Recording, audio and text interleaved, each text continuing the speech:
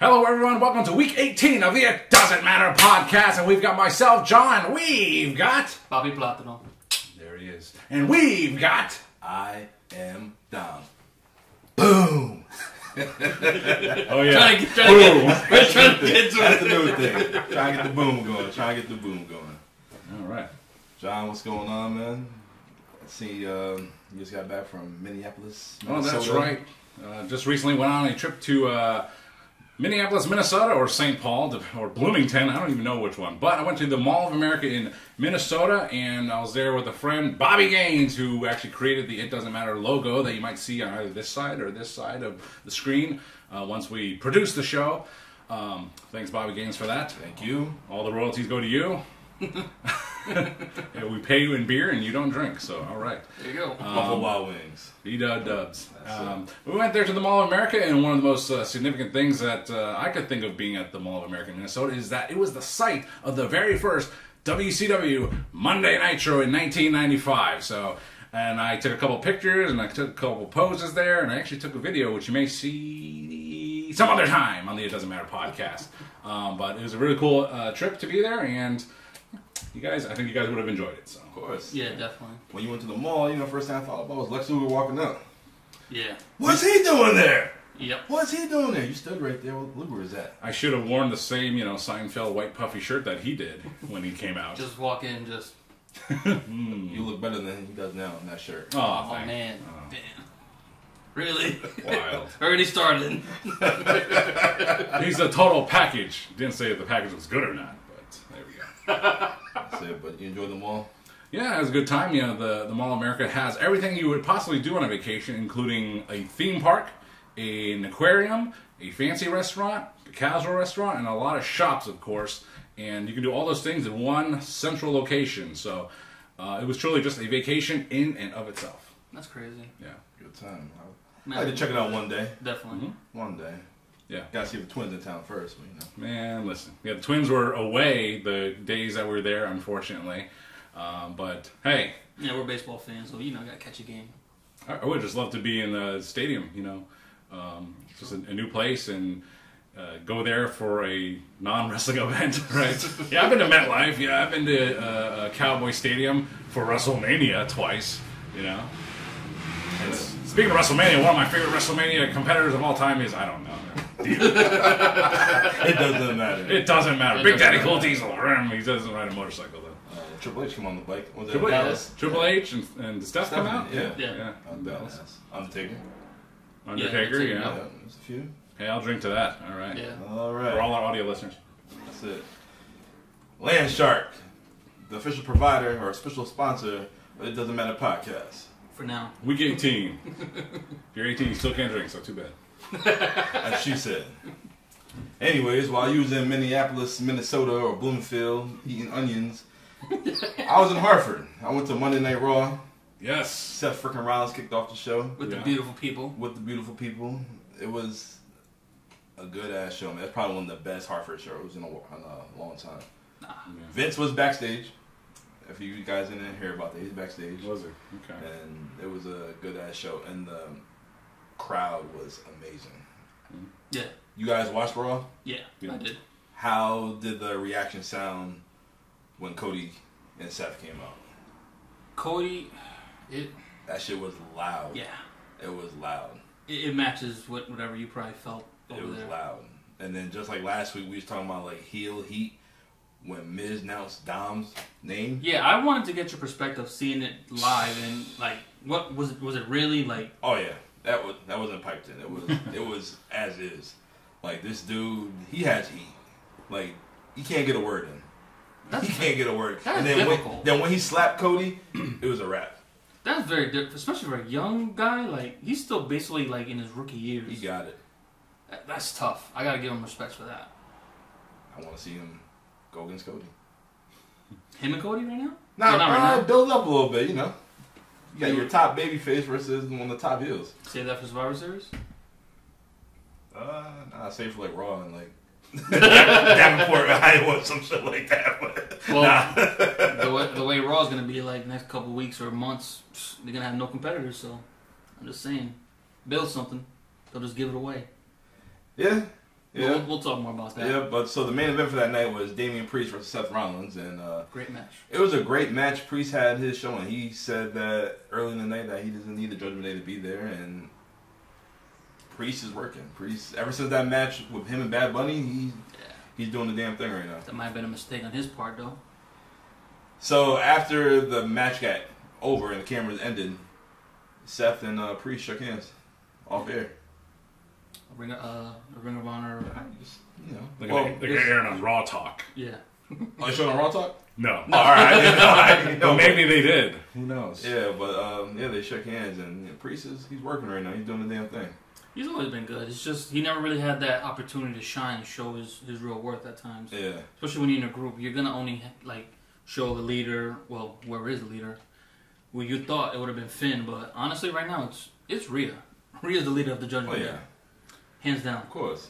In WWE, they always tend to delay pushes, no matter if Vince or Triple H is in charge. But I can't pinpoint it exactly, but I swear I had this feeling when Sami Zayn wrestled Johnny Knoxville at WrestleMania. And I was like, I personally love that match. I had a great time with it. And I just thought to myself... I enjoyed it. Yeah. After the fact. I watched it. But you had the sense that something bigger was in store for Sami Zayn. It could pan out, or it could flutter. And look what happened to Sami Zayn by the very next year. Yeah, Sami Zayn was going to get over without the machine. It was going to be another Daniel Bryan situation where they just could not hold him back. Yeah, that's what they had So to do. Damian Priest, he's had a couple of Mania moments. He had that Mania moment in that tag match with Bad Bunny, and of course at Backlash this year he had that moment again with Bad Bunny. And you saw what Damian Priest is capable of, and maybe by the next year he's gonna right to the moon. I hope so. He is a little bit older. Yeah. So, most of the guys, when they get to that age, the injuries might pile up or... How old is he? About 40. Oh, he's in his prime right now. Yeah, now, but all the years on the road, though, sometimes, But now, like they say, now, wrestlers' primes now are about 40, 45. Yeah. Everybody's at their peak. But what title is he going to get? He's not going to be Gunther for the IC title. No. Why not? He's already been the U.S. champ, right? Yeah, Twice. which is on SmackDown, and he's not going to be Seth for that title. Anytime soon. His best bet, if you want to continue to have that guy to grow, he has to be in the Money in the Bank. Or win the Rumble, one or the other. That won't happen, though. Just give him that showing. I'll give him that, but that's probably not going to happen. Depending on where they want to go and who they have for the belt. If they want to keep him with the Judgment Day, I can see that. Go get that Money in the Bank. Cody finally gets the belt and then take that belt right away. I did say a few weeks ago, I forgot what episode it was in, but I said it could be Priest leading the Judgment Day and Finn do his own thing. But what would Finn do? Yeah. He's been on his own, and he's been successful with his own gimmicks over time. But just what do you do with him again? I don't see anything right now for him. I think Finn is fine in the Judgment Day. I think they're fine as a unit. I don't see why they should do anything with them. I feel like Dom, Rhea, and Priest, they're all overshadowing Finn. What's Finn really doing right now? He's just there, and he's supposed to be the main one. Yeah, I've noticed that too. He's floundering around right now. I don't think he's supposed to be the main focus. You would think that because he was the former Universal Champion, and he has the most notoriety. And it does seem weird when he's taking the job in a tag team match. That's true. And Dominik's there, and Priest is there, and it's why is Finn taking the L? Normally it would be those guys. Yeah, that's what you would think. But it's you don't want to do that to Dom because he's still he's still young in the industry. And Priest, he still should be protected, even though he took the loss last week. And then got a title match, so there you go. But no, the Judgment Day is a great thing right now, and I don't think they should mess with it. That's what I think. Do you think they're overexposing the Judgment Day? No. No, not yet. No. You can be overexposed any minute, any time, but right now I still think it's a solid act that they can stand behind. It is. Yeah, they gave you just enough to where you still want to see him on TV, not to where the point where you're just get off my screen. I'd want a T-shirt of theirs, but I don't like any of their designs. I like Rhea's. I kind of like, the real one's dope. I kind of like the Priest one. It's like the Puerto Rican flag, but in black and purple with the star. That's pretty dope. I haven't seen that one. Rhea, I think she had it on the other night, I want to say. I got checked out. This is a fun little factoid. Was that one time Rhea Ripley lost her gear and she borrowed Damian Priest's pants to wear on a live event. Really? Yeah. It's like they had similar gear. That's lucky. The demolition style S&M gear. So yeah. That's it. Hey. All right, guys. How do you feel about Kevin Owens and Sami Zayn right now as a tag team? I don't know where this is going, to be honest. I don't know who's going to take the belts off of them, if any, at any time, but it seems like they're trying to have some kind of issue with Kevin and Sami, but it's not working out the way they want it to be. I think that's their banter. That's their rapport, is that they're friends. Yep. They love each other, right? But they're always going to bicker. But it doesn't mean they're not friends. That's just their chemistry and camaraderie.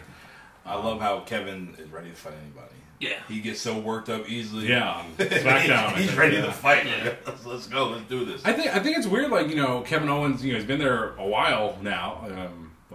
Since he debuted on the main roster, 2015, 2016, like 15. 7-8 years now. Yeah. Jeez. But yeah, Kevin Owens. I think what they're doing with Kevin Owens, the same as right now, is like they made it to the main event of WrestleMania. Yep. They made it there. They put the tag team championships on the main stage as a main event belts, and now they're just running with them. Maybe you're trying to think of who can uncrown them, who can beat them for the titles, but I don't think they're there.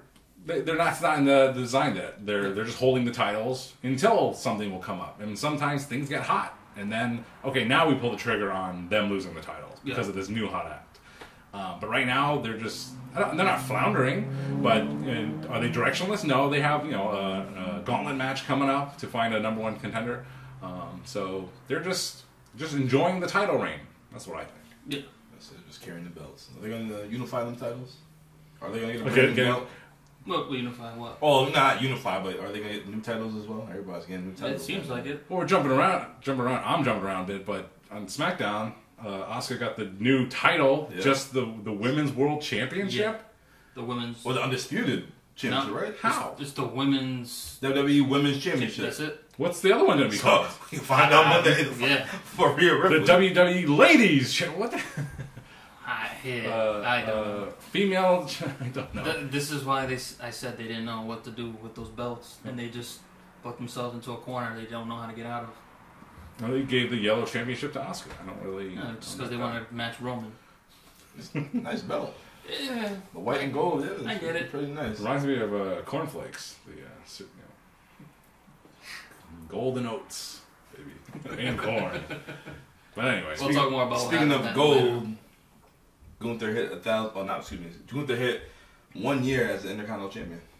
1 whole year. 1 year already. He beat Ricochet last year today for the IC title. A little sad moment when Ricochet lost the title. Yeah. I didn't think they were going to do much with him as a champion, but with Gunther, he's bringing even more prestige to that belt. He was the NXT UK champion for like 800 days. Which don't really mean anything, but... You know how many NXT UK shows I watched in 800 days? 3. None. I knew it. I watched like 3. I watched a handful. Anytime you heard that there was a good match, and If it was him versus Pete Dunne, I think that was the one I watched. And he... Well, we seen that. Did you go in Brooklyn? I seen that takeover. One of them takeovers. It wasn't in Brooklyn, but they had a show on it. I did watch that. Just That was pretty dope. match. Walter and Ilya Dragunov. Yeah, they said potentially match of the year for that one. Dragunov is he's very Yeah, he's the one who took the title from him, right? Yep.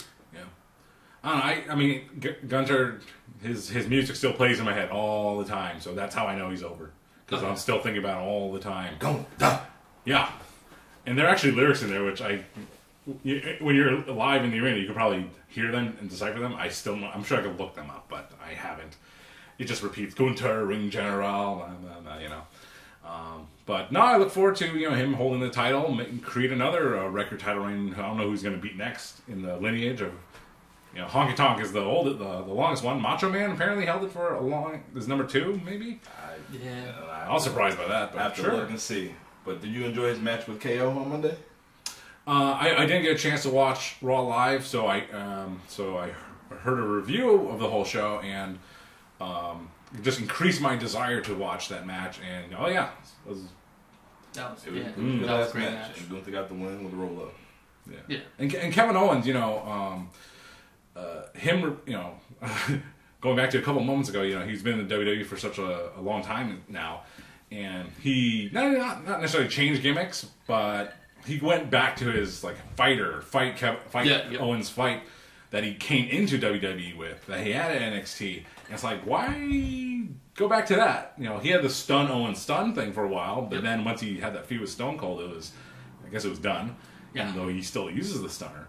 But it just seems like he went back to his old gimmick. And just fight, talk shit. That's almost like if John Cena went back to the basic Thugonomics thing, or if, who else had a big gimmick change? If Damian Priest went back to being the nightclub bouncer. The punishments. I was thinking about that today. His old music is like, dun, dun, dun, dun, dun. He's on I remember the infamy of archery or something like that. Archer infamy, yeah. But yeah, KO and his old fight forever gimmick, so that's works. Cool. Yeah. It works. It's simple, and it works, and it's believable. That's it. That is it. But other than that, well, it was a good show. You guys agree? Yeah. That's what I think. What's your thought about those women coming up? Or was that on SmackDown? Alba Fire and Isla Dawn or something like that? Yeah, was that on Raw? That was SmackDown. Okay. Alba. Yep. Yeah. Skip to. But they did have Zoe Starks versus Natalia. Yeah, that's why Natalia. I didn't write it down. It's for the Money in the Bank qualifying match. I already knew there was. Becky was over too. Her pop. Becky. Yeah, but it was expected. Well, other than that, it was a good show. Well, didn't Ricochet and Nakamura have that match too? Yeah, and then Bronson Reed interfered. See, the last time I was in the Hart XL Center, and for whatever it was, Ricochet got a huge pop. Did he get one in Hartford, or he did? Yeah, he did, but like a surprisingly big pop. Oh no, it wasn't because he got overshadowed by Nakamura. Oh, so when Nakamura came out, the place was going nuts. Everybody, did not come out first? Nah, Ricky did. Then no, he could have been. He could have been overshadowed with people saving their energy for Nakamura. Yeah. He had a pop later on that night with Samantha in the hotel room. I'm pretty sure. Did it pop? Baby, you can't stop. He had a different land shark. That's it. Give it the baby shark. Anyways. The way that locker room's going. Fins up. Hose down. What's sight? On to the next show, fellas. I'm gonna switch up a little. Usually I go to SmackDown. I'm gonna go with AEW. Really? Your favorite show? Yeah, my favorite show. I watched a lot of wrestling this past week. I watched all of Dynamite. It was okay. But the thing that really caught my attention was MJF and Adam Cole's promo. Thank you. I was hoping you'd go to that. Of course I was going to. It had to. Yeah. MJF is just a great talker. It's like, are you reading the script? No. It's like, you got that no. shit embedded, like what you were gonna say to this dude, and you said everything, and this dude, you talking bad about Britt Baker, like she got his balls, talking bad. Well, he really talking. He basically acknowledged him, saying, "Yeah, you were one of my favorites growing up. Yep. From when I changed the channel, and I seen you on Ring of Honor, and you were undisputed." And basically, yeah. And you just feed him off, what the fans saying, talking about his body, how he looks and whatnot, and he couldn't cut it. That's why Vince McMahon didn't want nothing to do with him. Yeah, being Keith Lee's manager. Keith Lee's manager. A's and Nate's. I'm good with the strawberry daiquiri.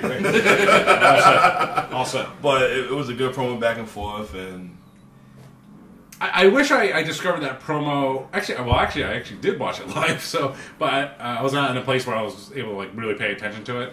But just it was very surprising. It was a great promo battle between the two, using a lot of insider knowledge that you either knew about or didn't. I didn't know. He called me. Adam Cole called me off guard and said, "Let's go backstage right now and take a piss." I was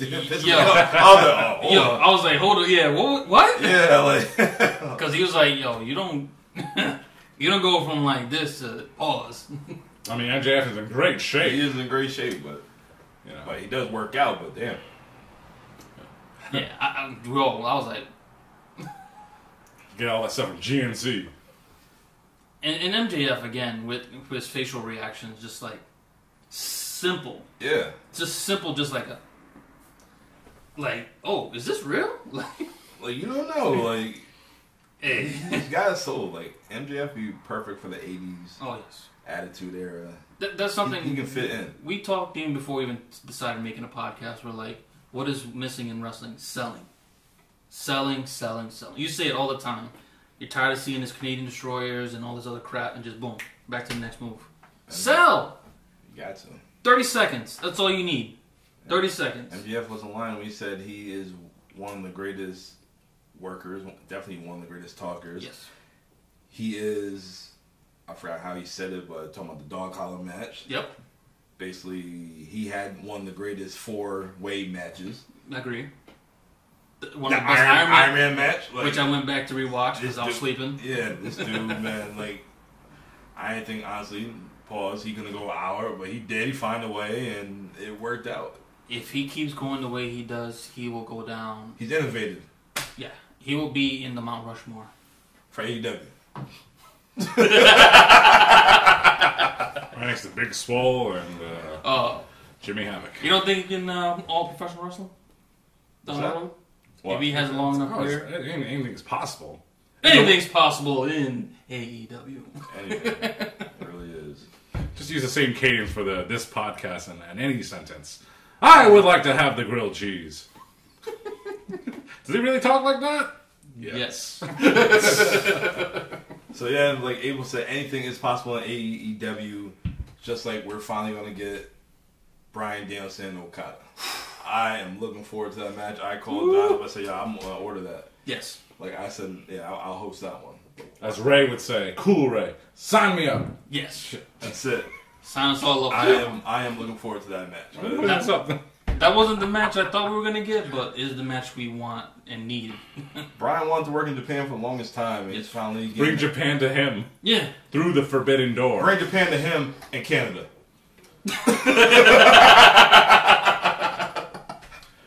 Hey, hopefully everybody got their work visas to go to Canada. I think customs is nicer from Japan. I don't know. Maybe. So I'm definitely looking forward to that match. I'm also looking forward to Ospreay and Kenny round 2.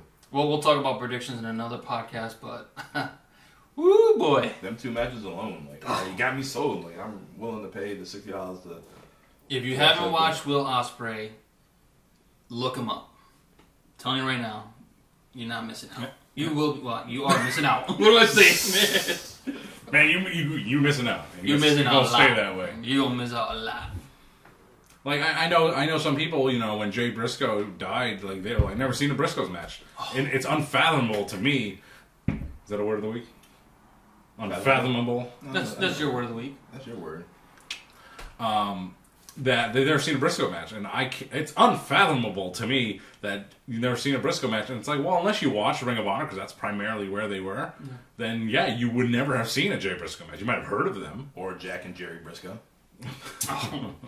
Briscoe Brothers Body Shop. Yeah.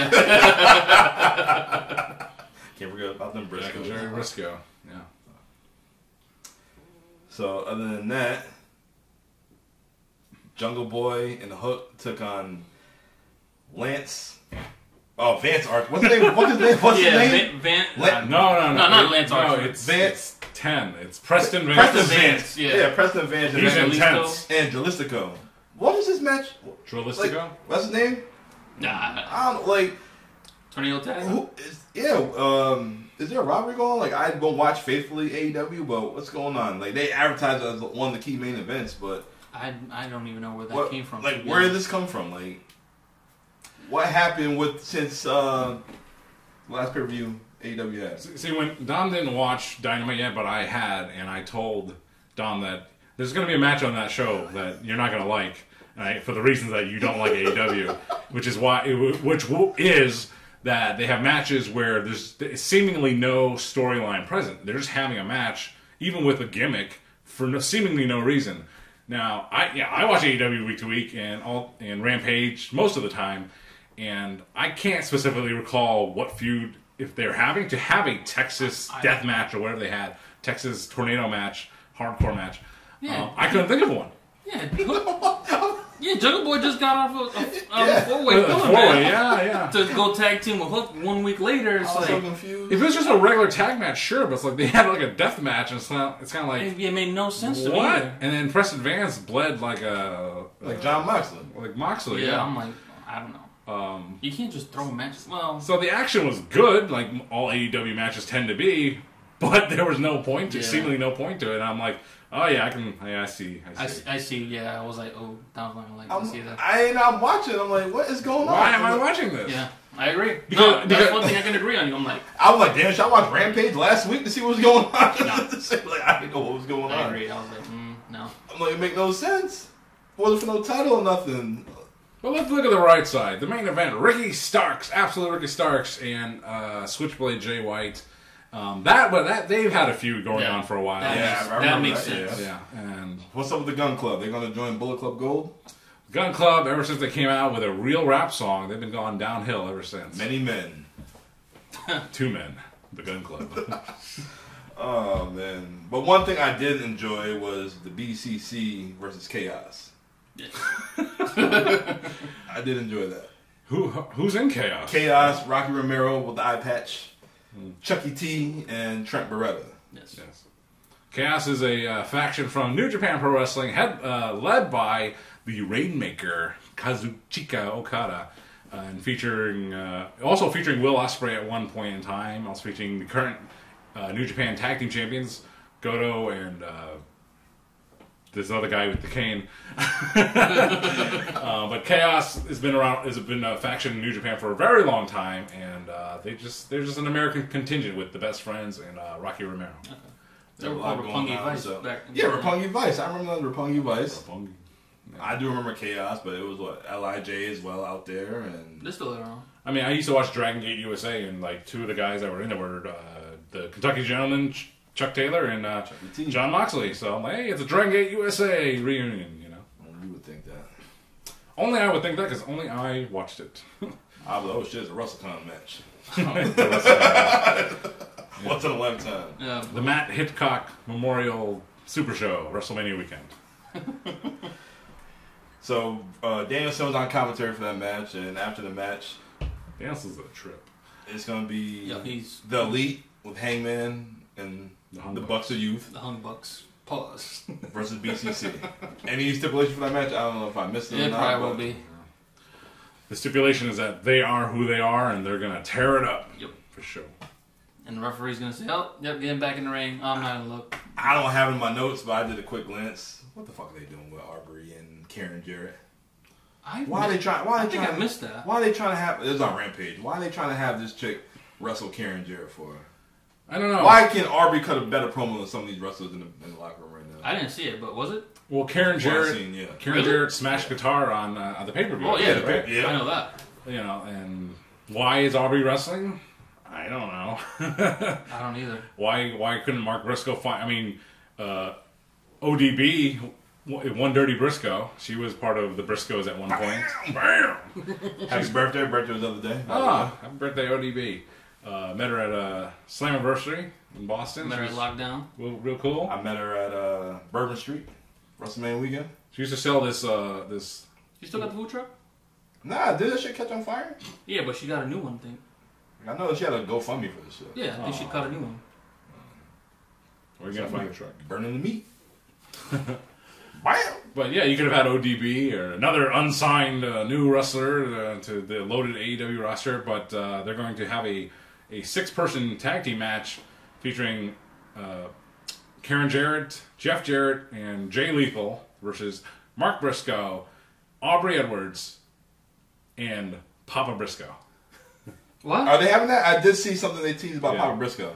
Yeah, Mark announced his special person, and that was Papa Briscoe. So yeah, that's gonna be the match. It's crazy because Aubrey was like, Cinematic? I can't wrestle you because I am a referee, but if I see you at catering or if I see you in the hotel lobby, it's on, bitch. Like, ooh.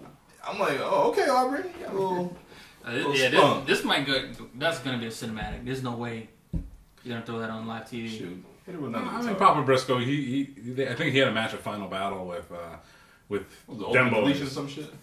No, it was in the ring. It wasn't. It was before the cinematic stuff. So he just did a spot or two. He was fine. You know, he was a nice guy. I saw him at Field of Honor once. And so you're basically gonna have 3 wrestlers with 3 other people just sitting there. Maybe it's not gonna be Jay Lethal. Maybe it's gonna be Sanjay Dutt, Sanjay, Jeff Jarrett, and Karen Angle. Then you have 2 non-wrestlers on each side. and a wrestler in between the two. I mean, Papa Briscoe is not really a wrestler, but... No. I mean, Mark Briscoe is the wrestler. Papa Briscoe and Aubrey as the non-wrestlers in that match. On that one side. And the other side, the non-wrestlers, Karen Jarrett and Sanjay Dutt, even though he is a wrestler. But he's retired. Maybe. That's going to be tough to watch, but... No. Jey Lethal, I mean, come on, listen. Jey Lethal took a passed-out Ric Flair to a 2-star match last summer. What's up, sir? Sir. You know, so if Ric Flair at his beyond retirement age trusted Jey Lethal to do that, Jey Lethal can carry anything, anyone, any broomstick to a entertaining match. Give that man a title. Lethal? Yeah. The title is... He does have a title. I don't know what it is. hoping it would come to us. No, I don't know. Jeff Jarrett's lackey. Unfortunately. Well, some people aren't even familiar with Jey Lethal that much. They know he's the Black Machismo guy. That's it. And it's like, man, he had a hell of a run in Ring of Honor as the world champion. Him and Seth Rollins at the same time. Like, these guys are competing right now for the best wrestler in the world at that time. Unfortunately, one got more shine because it's a different show. Seth Rollins revolved around and came back as the world champion, and Jey Lethal is fighting referee. Maybe. All right. My final AEW topic. Yeah. Your boy, Tony Khan. He had another announcement at AEW Collision on June 17th. The main event is going to be FTR and CM Punk versus Samoa Joe, Jay White, and Juice Robinson. Isn't it good to have a person? Everyone is smooth and polished on TV. Yep. Here's someone different. Here's someone who isn't as smooth and as polished. Maybe by design. Actually, probably not by design. Yeah. You know. It takes time, man. I mean, if people looked at the first couple of episodes we had, Ray was on point. Man, just cheesing the camera. A little awkwardly. Remember, like DDP? Yeah. Positivity page, whatever it's called. He just. I mean, that's not even. Hey guys. That's not even his most cringeworthy moment. The most cringeworthy moment that I can recall for TK is after Nyla Rose won the title, and he wanted to hug her. Nyla Rose had like legit, I'm pretty sure, had no idea how to react. Like, she's a heel. Yeah. And Tony Khan's like, all right, and he's just hugging her, and I was just. She's trying to keep kayfabe. Yeah. She didn't know what to do. Probably in like real life, she'd be like, "Oh, thanks." Da. But she knows she's on camera. And she's a heel. And it's like Tony's just hugging her. Like, don't break character. I mean, he's a hugger. You know, hey, it seemed like they're hyping up Collision more than Forbidden Door because we only got 2 matches. And Collision's on its way up. Collision is this Saturday. Yeah. And, I mean, Forbidden Door's in 2 weeks. They only got 2 matches announced so far. I mean, you've already bought the pay-per-view based on 2 matches. I know, but still, I want to see who else. It sells itself. We'll see, but Collision is. I don't think it's going to have the matches featured on Dynamite that are currently in the ring. They can announce Collision matches on Dynamite, but the feuds that are building on Dynamite, I don't think they will be at Collision. I think they're going to build for Forbidden Door. I think Thunder Rose is coming back soon. She is. I think she's still hurt. I think that's why Tony's got the belt too. Granted, maybe Jamie Hayter probably did get hurt. Next week don't they have like a gauntlet match? Whoever was that gonna fight? Well, that was on Rampage. Yep, that was on Rampage. It was Dr. Britt Baker, DMD. Oh, she won? Nyla Rose. Sky Blue. What's her name? Sky Blue. From Ring of Honor. Mercedes Martinez. Yep. I forgot all about her. I'm like, damn, this chick came out of nowhere. Sky Blue won. Really? So she's gonna face. Oh, that's next week. Tony Storm on Dynamite. I'm sorry. And, I love you, Sky, but sorry. Reach for the sky, boy. Girl. Poor thing. Take a bite out of that. I would too. Face and Queen. Yes. Yep, My number please. 1. Just Deep dish. I'll cover her tab. Chicago's own. Chicago's own. Deep dish. Sky Blue. Well, since you're talking about blue, it's time to talk about the blue brand on Friday nights. We're going to talk about Smackdown, how it kicked off with Paul Heyman and Solo in the ring.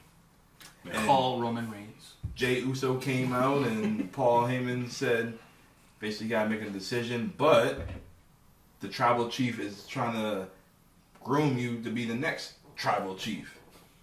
He wants you to have the suits, eat the good lobster and shrimp and all that stuff. Even Roman don't wear suits. Yeah, he ain't. Shit. And, That's so great. You got yourself a United States title match. Such a slimy Paul Heyman. Like, what you gonna do? And he took the title match, and Solo just looking there, and he left Paul hanging. He didn't shake his hand. Yeah, I get it. You don't want. Where's this storyline going? It is going exactly where it's supposed to go. The bloodline is crumbling from within. Speaking of bloodline, I have the bloodline OG T-shirt I got from the Usos' daddy. They got Rikishi, got Roman, got Umaga, got the Usos, and got the tribal chief himself, Roman Reigns. John, who you got? I have a TNA celebrating 10 years T-shirt. And I think they just celebrated the 21st year or something like that.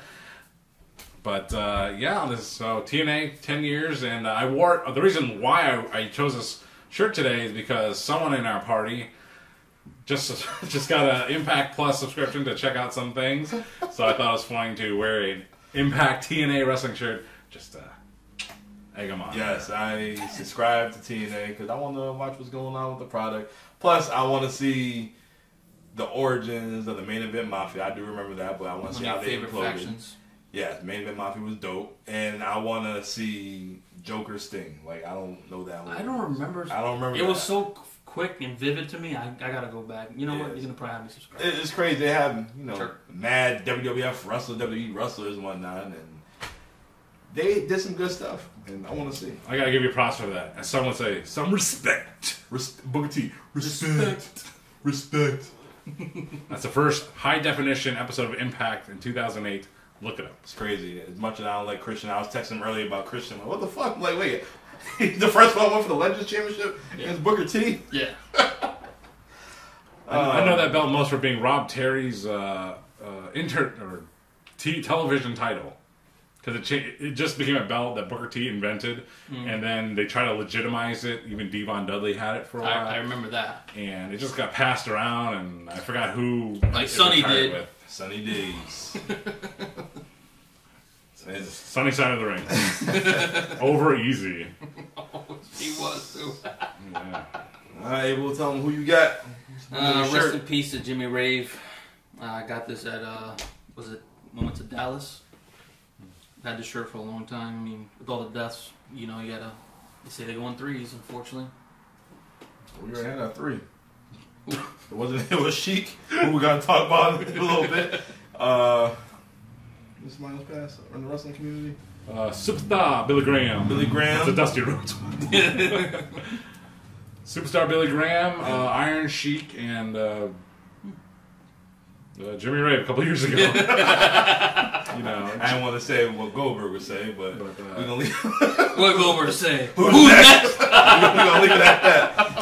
We're going to hell. Just a moment before we get to recent events. Jimmy Rave, he was he was in Ring of Honor. He was in TNA Impact Wrestling. Rock Rave Infection. I remember that. But in Ring of Honor around 2006, he was in the Embassy with Prince Nana, and they had a bigger group which featured the Monster Abyss at one point in time. Really? Damn, Embassy's still around too. Yeah, Prince Nana won't give that up. And, respect for that. Respect.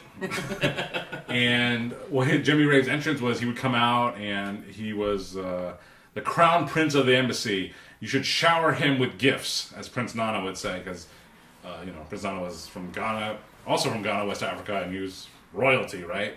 And so shower the crown jewel of the embassy with gifts, and the fans would throw toilet paper rolls in the ring. And I don't know if you've seen in ECW, when they all had the Al Snow, the mannequin heads, they threw them all in the ring. Oh, man. Terry Funk, they threw all the chairs in the ring. They threw all the toilet paper in the ring for Jimmy Rave's entrance. Wow. And that was fun. I'd have been mad if I had to use the bathroom. I started blowing up in the damn toilet paper. And if it happened during the pandemic, the early days. What waste, Quilted Northern. Trump. I love the Puerto Ricans. They're great. Here you go. Oh. Here's your bounty. Here's another bounty for you. Another bounty for you. I love the Puerto Ricans. Tacos. The Iron Sheik passed away recently. I was gonna get to that a little later. We still not talking about SmackDown. And Fuck they benched Smackdown, Baba. Hattori. SmackDown was pretty good. No, it was. This is pretty good. I had You want to talk about the Sheik? Shiki. Go ahead. No, yeah, on SmackDown they aired a nice tribute video for the Iron Sheik. Yes. That's what you gonna say? Yeah, what's else? We're talking about SmackDown, man. Oh, I think you want to talk about Sheik. Yeah, no, we'll get to Sheik later. All right. So, Ronda Rousey and Shayna, they came out with a tag title. And they had Alba Fire and Isla Dawn. Man, that's a tongue twister right there. Yeah. Basically, going to unify the women, the women's tag titles for NXT. Yeah, they're gonna merge them. Yeah, And that was gonna as they should. Yeah. I mean, the NXT tag titles then came after the women's titles, right? Yeah. Because the original women's tag titles were all branded. Because Shayna said she was the first one with the NXT women's tag, right? What? She the first one? They made those belts because they didn't have any women to go after her, so they just made tag team. That's what she said. I don't recall. That's what she said. I'd be surprised if they beat them. Who? Alba and I don't see that, Isla. but oof. I think Ronda and Shayna are gonna. Like I said last week, they just need to dominate. Yeah. Dominate that whole damn division. She was on SmackDown. But yeah, Ronda Rousey, it's like not earning your paycheck. I'm sure because I'm sure she has a big contract and she's just essentially doing nothing. Yeah. And she's not. No one. I mean, she's getting some heat, but not like she's not in the main program and she's not doing much of anything. I know she was injured. I think that's by design though too. I think she's purposely not trying to be in the spotlight because all the True. Yeah. Because I've seen how she is with the media and how for some reason when you're a celebrity you get sensitive. Like to me, you know what you're getting yourself into. I'm sorry, it sucks. Yeah, but she's being paid so much and not being worth it. Not making good on the terms of her deal. I mean, that's not her fault per se, but that's just the booking. So maybe she can't handle the pressure of being a top superstar. Maybe. So just to make the best of a situation, all right, we'll still use her, put her in a less profile position, and there she is on TV. If you like Ronda Rousey, if you're into that, you see your name on the marquee. Or on the TV guide, tune in. She got heat. They booed the hell out of her too. I'm sorry, but if you know that, play into it. Fuck these guys. Like you don't like me because I'm famous and I came from another world. Too bad. She did that in some that's her one of her strengths is snide remark promos. I kind of like that because she's a badass. The fact that we're marks. We all want to know what's going on in the locker room. And we want to know the dirt. Give me the dirt, baby. Speaking of the dirt, they had the Money in the Bank qualifying match between Bayley and Mia Yin. You know what that was going on. Bayley won. Meat Chan. And after the match, AJ Styles on commentary, but after the match, Scarlett carrying Cross's wife to the top. COVID. She, they said. I seen on Instagram, they said she took the ashes from New York City and blew the AJ's face. That red dust. That shit is funny. You guys don't know what's going on in the Northeast. It was a big ass fire broke out. He's from New York too. That's funny. There's a big Canadian wildfire, and the smoke and the ashes and the bad air came to New York City, came to Connecticut. Don't believe it. They're like, that's not real. Come on, man, bro. Red Dawn. There's only so much conspiracy theories. That shit was funny. Yeah. Stop. It was funny as hell when I seen that. I think Clifford the big red dog was shedding. Yeah. But yeah, that's pretty funny. That was pretty funny. But anyways, Bayley's in the Money in the Bank match. And as for women's, we see Bianca Belair talking to Adam Pearce backstage, saying she want her rematch. Adam Pearce granted her a rematch. Don't come out, because Asuka's going to get presented a new title. Asuka gets her new title, doing her little strut, whatever she's doing. Asuka being Asuka. Asuka got the brand new WWE Women's Championship, the white and gold, same belt as always, but it's still a nice belt. It looks good. But then, the Queen makes her return. Woo! Looking good as ever. Yep. Tall as hell, especially with them heels on. Yep. I don't know why she needs it. She already stand above everybody else. One thing, she caught me off guard. I'm like, all right. She said she wants that title. Why she kept pointing at the old title? I was asking. She did that shit twice. I'm like, what is that about? Like, I want that title. Like, what? Was it blue? No, it was red. That was red.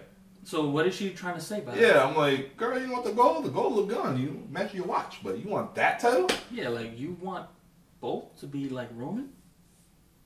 So she can say, I'm the double champion again? Sure, there's a miscommunication. Yeah. Oh, it was cool. Asuka missed the miss, but I kind of wish Bianca ran out. Like, well, hold on, bitch. Like, no, this is She made a this is deal. mine. Yeah, she made Charlotte a deal. ruined it for her. Why not? Come out there. Like, Well, no, I'm next in line. They came back to that, and I Yeah, forget exactly what happened. backstage. She's like, oh, Yeah. she gonna get hurt, but you gonna get yours too. Like, nah, run out there. Sniffing Yeah. a heel Go turn. out there. Then you could have finally teased Charlotte and Bianca another time. Non-title. All right, Not even whoever non-title. wins this gets to face Asuka. We've Yeah, been you can do we've that. been waiting You for can that. even do that SummerSlam triple threat match. Oof. Or would you rather save Bianca and Charlotte for a title match instead of just Absolutely. a number one contenders match? You don't throw that out on TV. Although you could do that Why? and then come back to it They as do a it in championship AEW. match. Yeah. AEW's got maybe one show and one pay-per-view every 4 months. Now I'm just saying that'd be a good quality main event match for a SmackDown. With a commercial break, picture in picture. Or you could do first match, no commercials. Yeah. Yeah. I tune in, Yeah. no problem. Let them get 25. YouTube exclusive. Let them get 25. But that SmackDown women's roster, it's loaded. Especially with Charlotte and Bianca on there. I think they And Ronda, you want to? Well, Yeah. Ronda's not going to get the title anytime soon. I'm just saying. I feel like they brought her it's back loaded. because of everything going on in the locker room with all the injuries and the girls getting Yeah. pregnant. So they were like, all right, Charlotte, come back. We need you. All right, get off the beach, girl. Your poppy's back, you come back. All right, let's go. They lost Alexa, who hasn't really been around. They lost Carmella, who hasn't been around. So they didn't really lose anyone, I Yeah, think. that's true. So. But still, that takes away from the depth in the roster. Me neither. It's- Hey, what about Lacey Evans? Sergeant Lacey Evans. Yeah. She's not doing anything. She's not She She pregnant just right got now. back. Yeah, They she got two back. shows. They got SummerSlam coming up, so it was time for Charlotte to come back. What's up with Zion Honestly, Lee? I thought she would come back after Money in the Bank, to be honest with you. Because you got to build her up for SummerSlam. Well, maybe they wanted her in London. So Yeah. New London. Come on down. Woo! it's the Whaling City. Yeah, she ain't coming down here. Down where? Down here! All right, guys. Main event time. Austin Theory versus Jey Uso for the United States Championship match. Uso is over, man. It could be his time to shine. That's why he's main event Jey Uso. Main event right? Jey Uso. It was good. I knew he wasn't going to win the title, obviously. No. Yeah, but he came out, and usually if a tag wrestler comes out as a single, you're just like, okay, but no, really, Jey really like, owned up to it as a single this time. So it was interesting to see.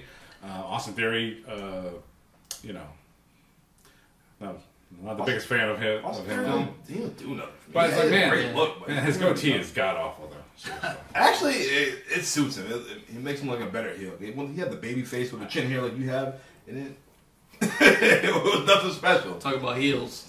Like my man Dan Math, heel for life. Oh, man. But nah, Jay had a good chance, but Pretty Deadly came out, interfered. Then Jimmy came out, cleaned house. They had to say, oh, they're associates of Austin Theory. I'm like, why is Pretty Deadly? Yeah. As I was thinking, I I'm was like, wait, did I miss something? The But I Gun guess- Club is out? Oh, yeah. Yes, boy. Oh, my God. I can say, I have not, like, for the last, couple years, I don't watch NXT, but I did tune in here or there, and the only act that I was really into was Pretty Deadly, so I agree. I'm glad they're on the main roster right now, and when they're on TV, I'll tune in for sure. They're a different act that you just don't see from other people. And like their debut match, I did not watch, but I saw a clip of I think the finish. The blonde guy, he had the Andre in the rope spot, Chest hairs. and then he got out of it and did a fake, double team spot. Then he went back in the rope. It's like, oh, I'm still stuck. Yep, I remember that. It's like, oh man, I gotta give him a chance. I gotta see. I'm a tag team wrestling fan, so. they look like the Beverly Brothers. Yeah. Somebody, I think one of the Beverly Brothers' birthday was the other day. Mike Bloom, in Minnesota. Mick Foley's birthday. Recently. Mick Foley's birthday. Gang bang. All right, back to the Usos though. Before we get on this long rant, Sure. Ray's not here. We ain't doing it today. So, Huh? Like a steak. but Jimmy came and he accidentally super kicked his brother when he was hot. And Accidentally. So is Jimmy also undecided right now, or I thought he's stuck? No, actually, no. Jimmy, he's excommunicado. Jimmy is on the outs. Jay is the one who's unknown. Yeah. Okay, yeah, I was a little confused. Jay's still in, Jimmy's out, and Solo came out and he took out Jimmy. Hope not. Yeah. And then hope not, because that'd be bad for the bloodline if he's out. Another brick in the wall. What they need to do. Roman's gonna be on SmackDown next week, but it's time to have a bloodline intervention. It's time to get Kishi to wherever they go in there and have them fight it out, Samoan style, whatever that is. Hey, brother. Yeah, and they put the graphic up for Roman Reigns being there next week on SmackDown. And 1,022. 1,022 days. That'll be 5 more days till he passes Pedro Morales. Who? I think he was, anyway. One of the longest reigning WWF champions. 4! Number 4. Who he beat? Seriously, who he beat? Stan Stasiak, I think. Meat's daddy? Stan the Man Stasiak. I think he beat Backlund. No, that was face to face with not at that time. Could have been. Well, he's getting closer to Hogan. That's all I know. Now you got me thinking. No, so title lineage time. Yeah, it's a little tough, but I think who is it? Stan Stasiak? Who'd he beat? Or did he beat Pedro Morales? Then who beat Stan Stasiak? I don't know. You know what? Might have been. It doesn't matter who they beat because it's all in history books. Google it, Wikipedia it, WWE Network it, Bing it. Peacock it, Bing. You want? Yeah. And you know what? We are going to talk about a former champion, the Iron Sheik, who passed away earlier this week at the age of, 81? 81 years old. Hey, what you got for Sheik memories? Even though we weren't alive, but I went back to watch the match where Hogan actually beat him for the title for the first time, where Hulkamania finally started. Yeah, if it wasn't for the Sheik, there would be no Hulkamania. It is so true. Seriously. There is no good guys without bad guys, and that was the ultimate bad guy. Sheik, even when, I think it was WrestleMania 7 when he came with Slaughter. That shit was dope. Yo, whew. That man. Yeah. Oh, man. Talk about heat. Yo, they had to, because WrestleMania 7 originally was going to be in the LA Coliseum, which is the outdoor venue. Yeah, they had to take They had to move it inside to the LA Forum? Sports Arena, whatever it was, because, they were receiving death threats and bomb threats because Sergeant Slaughter turned on America and all that stuff. But that's kayfabe. Yeah. That's not true. Slaughter. Well, Slaughter said he had death. Yeah. Like, he was receiving messages and calls. He couldn't go home. He couldn't go grocery shopping or anything. They had to physically do everything for him for months. This is tomato and tomato. But the other story, the other side of the coin, that is the official WWE story, that they were receiving bomb threats and it was an outdoor venue and that's why they moved it to a more secure location indoors. The other story is... Couldn't sell tickets. They couldn't sell tickets because the LA Coliseum is huge. It is. But they could fill in the smaller LA Sports Arena, whatever it's actually called. They could fill out that. Yeah, Mania wasn't what it is today. Back then, it was still building. Like we're slowly building. So you use that for an excuse? Oh, yeah, we receiving death threats and bomb threats. Kayfabe, yeah.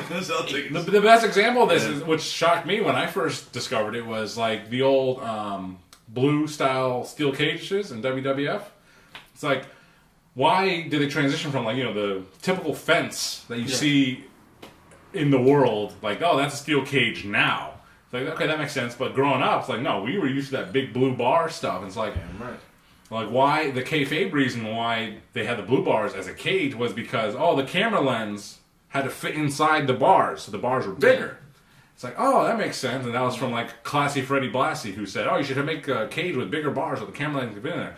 That's kayfabe. That's fake.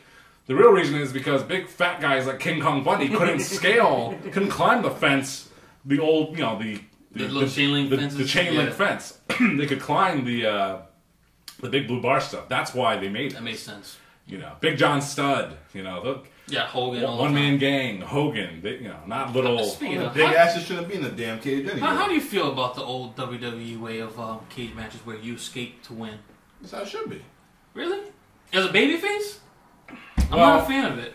The idea, so there's the two sides. Like, it seems wimpy for a babyface to leave the cage, to escape the cage to win. You're a babyface. Why are you running away from the situation? Yeah. The way you flip that is, you have a really serious blood feud. You fight in a cage where the heel can't escape. Yep. You beat him so bad that, all right, I've had enough of him. And then he walks out. That's the Bruno Sammartino cage match. Yeah. And that makes sense. Yeah. Also, not the cowardly face Hulk Hogan running away. Well, I can't, King Kong Bunny, oh no, let me get away from you and I escape the cage. I don't see it that way. No. I think it's perspective. I agree. That's the older I got, I was like, why is he running away? Yeah.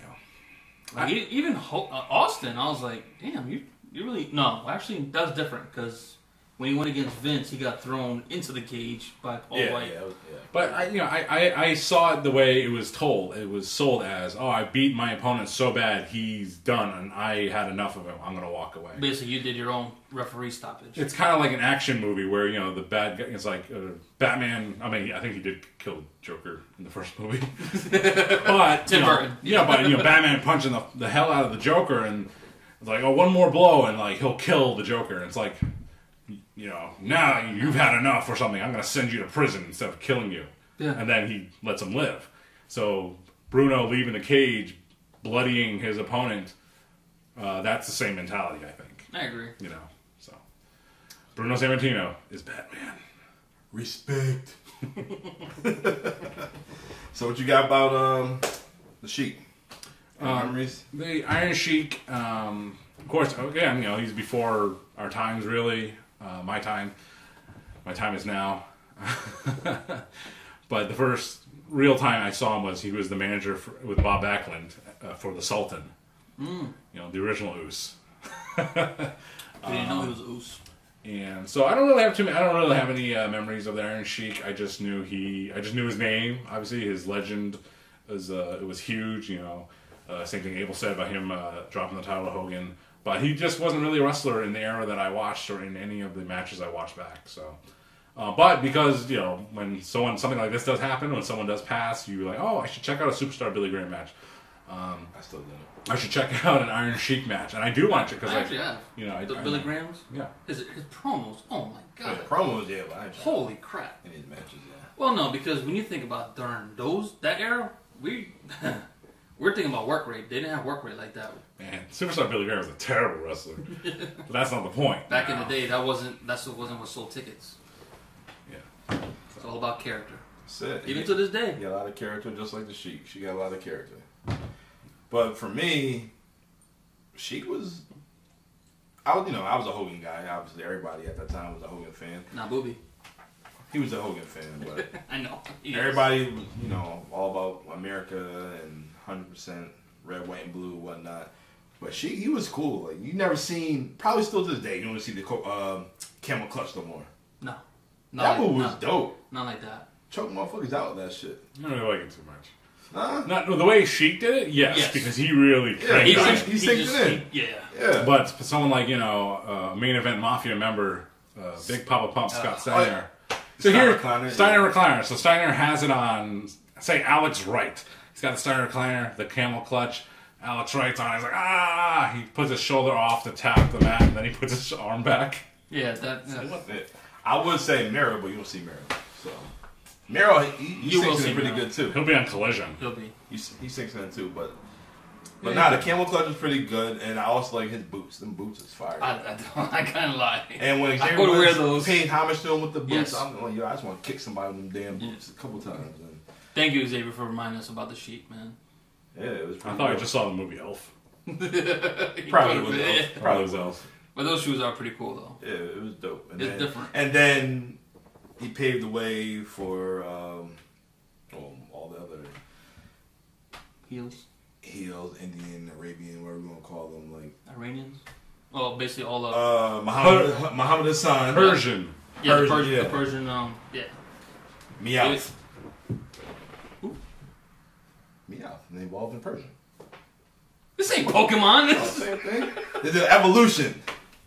Oh man. You got the Iron Sheik. We go from wrestling to Pokemon. Yeah, Iron Sheik. You got Muhammad Hassan. You gotta reference them all. Yeah. That's it. Gotta catch them all. Muhammad Hassan was actually Italian. Yeah, that's what. That's crazy. Mark Capani. Oh man, I seen a match. You did say the other day. Who was it? Wahoo. He's Italian. I watched the match on man. Wahoo McDonald. Like, McDaniels. Wahoo McDaniels. Wow. I did see that. Giuseppe. Giuseppe. But to the Iron Sheik, Bubba, you'll be missed, and you were a big part of the wrestling community. And to honor you, yeah. We'll close it out with this. Fuck you, Hulk Hogan. I'll break your back and humble you. I ran number 1. Alright, so we got another passing that took place 8 years ago today. The American Dream, Dusty Rhodes, passed away. Ooh, man. 8 years already. Can you believe that? Has it been 8? 8 years today. Like I said, still one of the most influential wrestlers of all time. The American Dream, Dusty Rhodes. And, like, you know, not like one of his final wishes, but it's like he did not want to be remembered for being wearing polka dots. And every wrestler that pays tribute to him, including Dustin Rhodes, they wear freaking polka dots. It's like, come on, this is not what he wanted. You know, thanks a lot for nothing, you know. Dusty was the man. He was always working. Yeah. And he loved the business so much. All the guys you see at NXT who's on the main roster now, those are all his kids. I mean, it's interesting. His reputation changed over time. You know, he was I don't know if lauded is the right word. That's the word. That's the word. Yeah. Break it down. Lauded. Lauded. Yeah. Yeah. I don't know if he was famous for. I don't know. But he was famous for the dusty finish. You know, they won the title. The original referee didn't see it. Yes. Reverse the call. You know, that's the dusty finish, and it was overused, and they use it a lot even throughout since it was invented, and that was a negative on his career. Oh, he's a bad booker, and. Do you like the dusty finish when it's used against the heels, though? Where they win the title and then they come back like, no. It's effective when it's done rarely, but when Dusty was the booker, he used it a lot, almost all the time.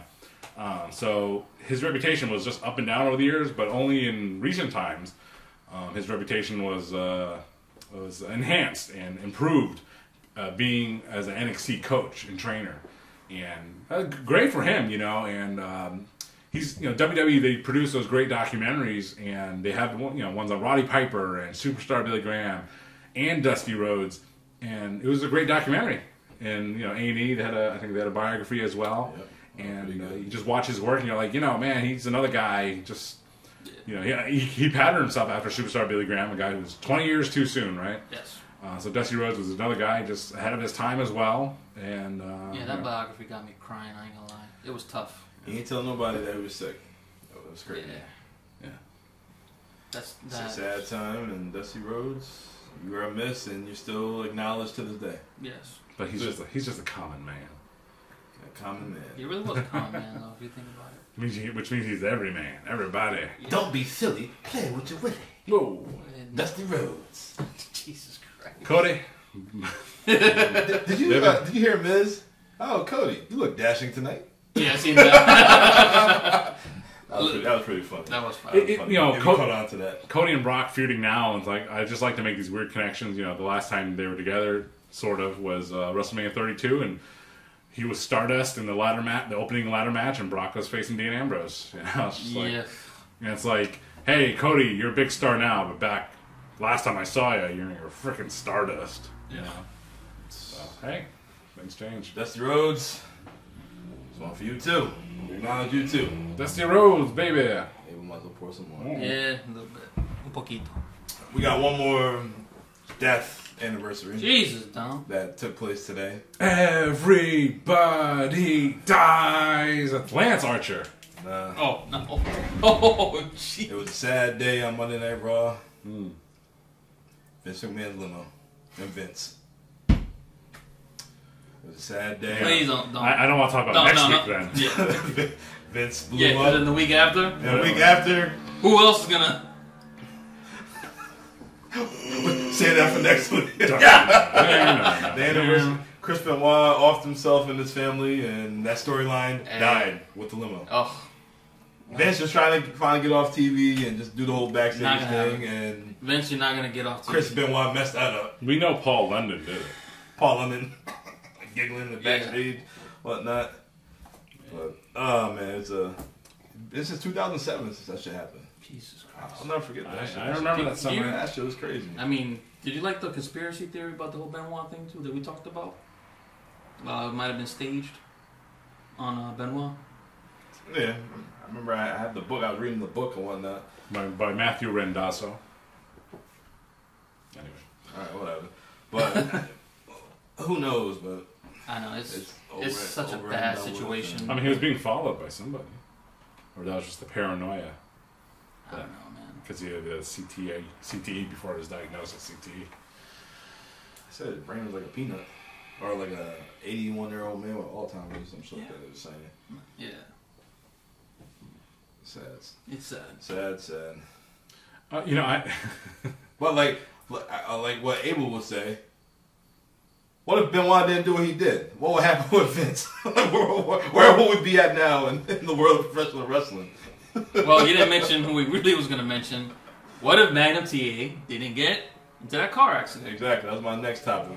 Happy birthday, Magnum TA. Turning 64 today. Just had an episode of Dark Side of the Ring. His tragic story of him being the number 2 babyface on the way of being the top guy, and then rainy day, car got all driving like a maniac, unfortunately. Fucked up, and yeah, but he's still here to tell a story. Thank God. Any Magnum stories you want to talk about? Magnum TA, I mean, before the recent, Dark Side of the Ring and that really right now, many years back, I don't know how or why I came across it, but just watching some Magnum TA promos and some clips of some matches, and man, he was a freaking star. I mean, he was going to be the man. He looked like Tom Selleck. It was just unfortunate what happened to him. He was probably going to be Stone Cold before Stone Cold was even going to be Stone Cold. Yeah, I don't know about that. I don't know about that. For WCW's Stone Cold? So do you know when the accident happened? What year? Or 86? 86, 87, something like that. Yeah. All right. I mean, it doesn't seem like it connects at all, but, who would be the next upcoming babyface after that happened? And I can't think of anyone. It was Sting. So Sting was in a spot. Because he had his time to shine with Tully for the TV title. Yep. And then he went to Best of 7 with Nikita Koloff. And then after that, he was getting ready to... He was supposed to fight Flair. For the title. Yeah. So. That's when they turned Nikita babyface. That was after the fact. Yeah, after the fact. Yeah, he had no choice since this dude got an accident. Yeah, I mean, he's still alive. He can walk. He's mostly wheelchair bound, or special Segway bound, but he's still around. So thank goodness for that. But yeah, he's just a tragic story of wrestling. He could have been one of the greats, and things just happened. Stepdad to his rival's daughter. Tully, and Tessa Blanchard is his stepdaughter. Will we see an appearance of Tessa in a couple of months? She is unhireable. Ask the women. Yeah, in all locker rooms. I know. Ask Ricochet. Oh, they used to date, right? Yeah. He used to date Katana Chance too. Everybody, yeah. So he's like Dolph Ziggler. He's here to show the world. CM Punk, he was a real Divas champ. He dated Lita allegedly, and Sunny Days. CM Punk had it all. Sunny dated everybody. Everybody has From Ahmed Johnson to the Zodiac. Nah, Ahmed Johnson. Okay. Should think to that. Nah, shit, the Booty Man. Definitely had the Booty Man. But man, I miss them days of WCW or NWA. Like, that's one of the reasons why I was a fan of that era, because it was the storylines was real. WWF was all hokey and cartoonish at the time, and like the lighting was dark, and you just focus on the ring. It's like a actual story. It was more intimate. Yeah, it was more realistic. Yeah, less of a cartoony show. And I loved it. It just even WCW in the early '90s. Like, it was still like that dark arena, but you focusing on the spotlight. There's no one in there. No. That too. I actually came across the WCW comic book from that area. I printed a bunch of them. You a Warrior? No, I mean, it was funny because, like, the WCW roster at the time just changed so much. So by the time the comic book came out, it was already out of date. It had, it had Sting, Rick Rude, the Dangerous Alliance, and things like that. Man, the Dangerous Alliance. Oh.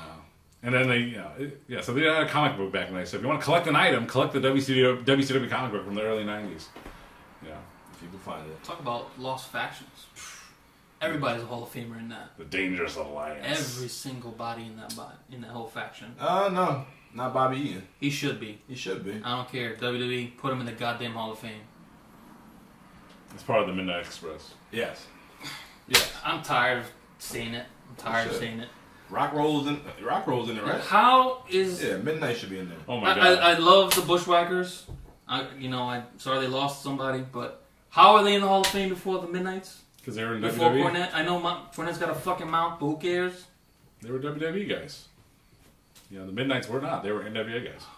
Except for, Bombastic Bob and Brutalicious Bart Gunn. Sorry, Bart. That was bad. They should have never done that to you with Butterbean.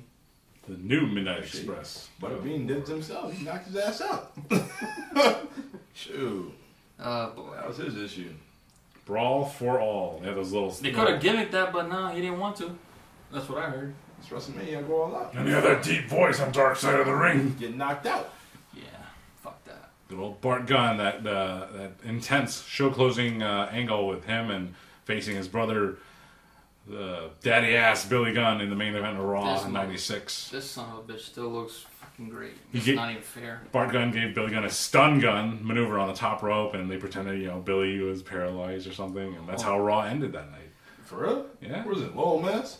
I don't know. It was one of those Raws in the late '96, after this one Guns broke up due to Sonny. Talking about Wrestling Encyclopedias over here.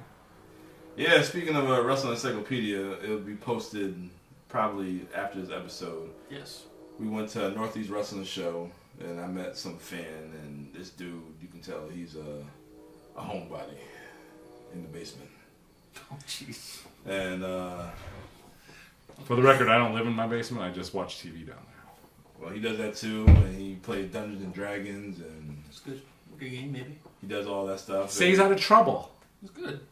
He ain't perusing the downtown streets of a local city unnamed at this time, painting portraits of people or riding motorcycles. Like the Aces of Eights. He ain't causing trouble. He's just trying he to... ain't causing no trouble. So I asked him, I said, who won every single King of the Ring? And he broke it down. And I said, this one's from me and Randy. So Randy asked me this question. We should talk about the King of the Ring. I'm like, I don't remember the damn tournaments, Randy. I can name a few winners, but I don't know who's who. This dude broke it down every single order. year. I can do the pay-per-view ones, maybe. Not the ones non-pay-per-view. Go ahead. No, the pay-per-view ones. So the first King of the... I'll try. The first King of the Ring pay-per-view was 1993, won by Bret the Hitman Hart. I think he faced Bam Bam Bigelow or Mr. Perfect in the finals. Bam. Yep.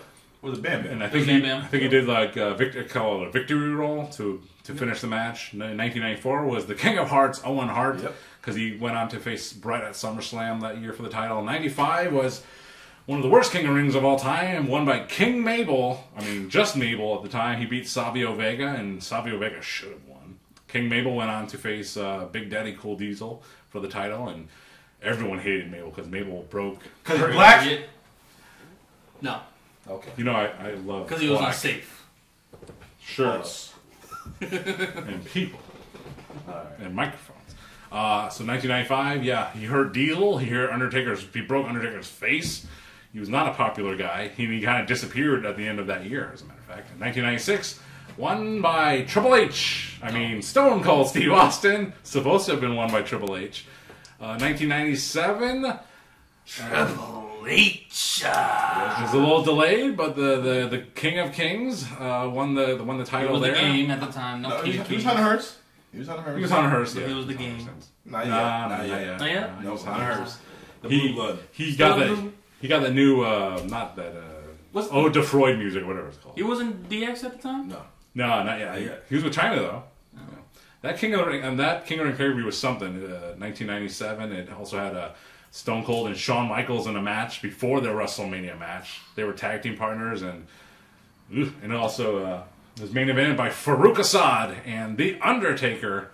Yep. And that's where Ahmed Johnson came in at the end. And Ahmed Johnson was supposed to have a title run the very next month, but he got hurt mentally and physically.